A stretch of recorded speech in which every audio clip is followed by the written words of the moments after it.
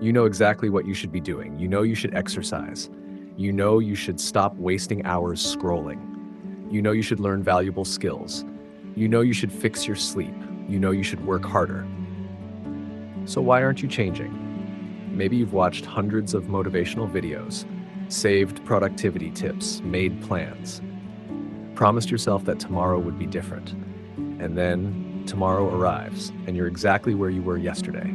Here's the uncomfortable truth. You don't have a knowledge problem. You have an execution problem. And fixing it requires something motivation can't give you: a system. Chapter 1. You're addicted to starting. Think about the feeling you get when you decide to change your life. You make a new plan, new workout, new schedule, new goals. Maybe you even buy something that makes you feel like the new version of yourself has already arrived. For a moment, you feel powerful. But there's a trap. Planning feels like progress. Your brain gets a small reward simply from imagining the future version of yourself. That's why starting feels exciting. Day 1 feels incredible. Day 2 feels manageable. Day 7, the excitement disappears. And that's where most people quit. They weren't committed to the process. They were addicted to the feeling of beginning. Real self-improvement starts when the excitement ends, when nobody is watching, when progress is invisible, when you don't feel motivated. That's when the real transformation begins. Chapter 2. Stop trying to change everything. One of the biggest mistakes people make is trying to rebuild their entire life overnight. They decide, wake up at 5 a.m., work out every day, read 50 pages, meditate, eat perfectly, study for 6 hours, learn a new skill, stop social media, sleep 8 hours, and somehow maintain it forever. That's not a plan. That's an emotional reaction. Instead, choose one keystone habit, something small enough that you can repeat it even on your worst day. 10 minutes of exercise, 20 minutes of studying, 30 minutes of focused work, one healthy meal. The goal isn't to impress yourself. The goal is to create evidence that you can trust yourself. Because confidence isn't created by thinking, I'm disciplined. It's created by repeatedly proving, I do what I said I would do. Chapter 3. Your phone is stealing your attention. You wake up, you check your phone, one notification, one reel, one video, one message. Suddenly, 30 minutes are gone, and you haven't even started your day. The problem isn't simply that phones exist. The problem is that your attention is constantly being fragmented. Your brain becomes accustomed to instant stimulation. Short videos, notifications, likes, messages, novelty. Then you sit down to study or work. And suddenly, everything feels boring. But boring doesn't mean useless. Learning is often boring before it becomes rewarding. Training is uncomfortable before it becomes satisfying. Building a business is frustrating before it becomes profitable.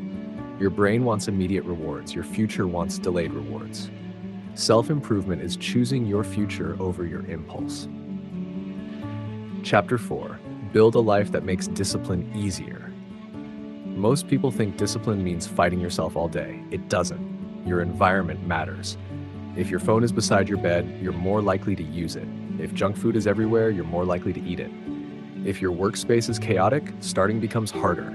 So stop relying entirely on willpower. Change the environment. Put your phone away when working. Keep your workout equipment visible. Prepare your meals. Make distractions inconvenient. Make good habits convenient. Because the strongest person isn't always the person with the most willpower. Sometimes it's the person who designed their environment intelligently. Chapter 5. You need a goal that actually matters. Get rich, get fit, become successful. These sound good, but they're too vague. You need something specific. Instead of, I want to get fit, say, I will train 4 times a week for the next 6 months. Instead of, I want more money, say, I will spend the next year developing one valuable skill. Instead of, I want to become successful. Ask, successful at what? Because a vague goal creates vague action. A clear goal creates a clear next step. Chapter 6. Stop comparing your Chapter 1 to someone else's. Chapter 10. Social media makes this almost impossible. You see someone's physique, someone's car, someone's relationship, someone's business, someone's lifestyle, and suddenly your own life feels small. But you're comparing your behind the scenes to someone else's highlight reel. You don't know their starting point. You don't know their failures. You don't know what they sacrificed. And you definitely don't know what happens outside the frame. Comparison can be useful when it inspires you, but destructive when it convinces you that you're already losing. The only comparison that truly matters is, are you better than you were 6 months ago?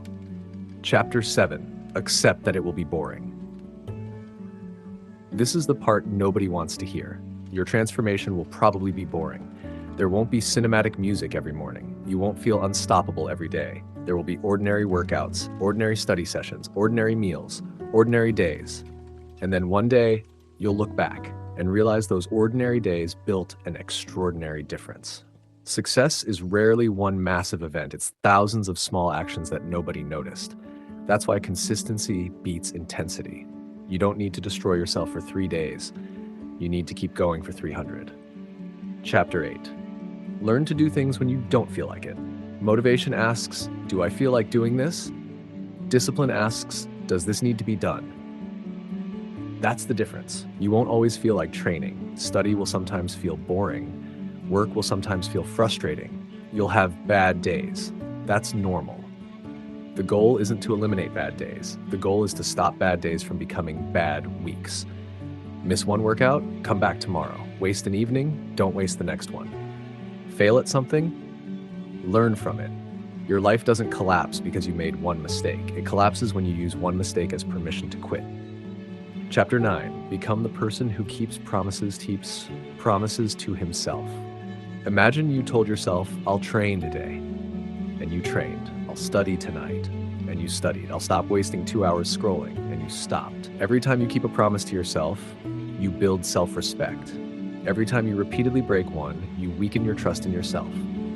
That's why self-improvement isn't just about your body. It's about your identity.